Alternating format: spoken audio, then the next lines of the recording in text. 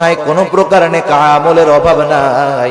দুনিয়াতে তার একটা সমস্যা ছিল, সে বান্দার হক নষ্ট করত। আল্লাহ তাআলা তাকে জান্নাতে যাওয়ার অনুমতি দেওয়ার পূর্বে তার ব্যাপারে আল্লাহ রাব্বুল আলামিনের দরবারে মানুষেরা অভিযোগ দায়ের করবে।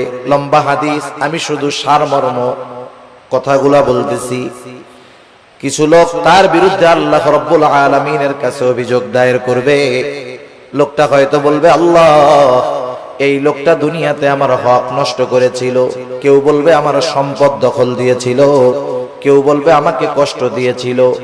এক কথায় আমার হক নষ্ট করেছিল। আল্লাহ, দুনিয়ার ভিতরে আমি দুর্বল থাকার কারণে আমি ন্যায় বিচার পাই নাই। দুনিয়াতে আমি মাজলুম ছিলাম। আয় আল্লাহ, আজকের দিন আমি কি ন্যায় বিচার পাবো না? আল্লাহ রাব্বুল আলামিন তার অভিযোগ গ্রহণ করবে।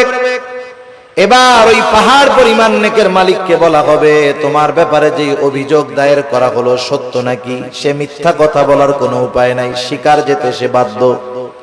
সে বলবে, হ্যাঁ, দুনিয়াতে আমি তার এই হক নষ্ট করেছি। আল্লাহ তাআলা বলবে, দাও, তার হকটা আদায় করে দাও। বলেন তো, দুনিয়াতে কেউ যদি কারো জমি জোর করে দখল দেয়, কিয়ামতের দিন জমি দেওয়ার কোনো অবস্থা আছে নাকি? এইবার লোকটা বলবে, আল্লাহ, এ তো দুনিয়া না, দুনিয়া না। দুনিয়া যদি হইতো আমি তার জমি, তার হক তাকে ফিরাইয়া দিতাম। এখন আমি কোথার থেকে দিব?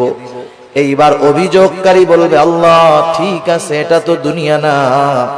দুনিয়ায় আমার সম্পদ সে দখল দিয়েছিল, আজকে আমার সম্পদের প্রয়োজন নাই। সে আমার দুনিয়ার হকটা তার নেকির দ্বারা মিটায়া দে। এবার ওই পাহাড় পরিমাণ নেকের মালিক একটা মাত্র অপরাধ করতো, বান্দার হক নষ্ট করছে। সে কি করবে? নেকির থেকে নিয়ে এক একজনের হক আদায় করবে। যারা যারা মানুষের হক নষ্ট করে, এরা একজনের করে না, বহুজনের করে। ঠিক কিনা বলেন? বহুজনের করে। একের পর এক অভিযোগকারী আসবে আর সে হক আদায় করতে থাকবে। এক সময় পাহাড় পরিমাণ নেক শেষ হয়ে যাবে, কিন্তু অভিযোগকারীর সিরিয়াল এখনো বড় লম্বা। আল্লাহ তাআলা বলবে, তাদের হক আদায় করো। লোকটা বলবে, আল্লাহ, মানুষের হক আদায় করতে করতে আমার সব নেকি শেষ হয়ে গেছে।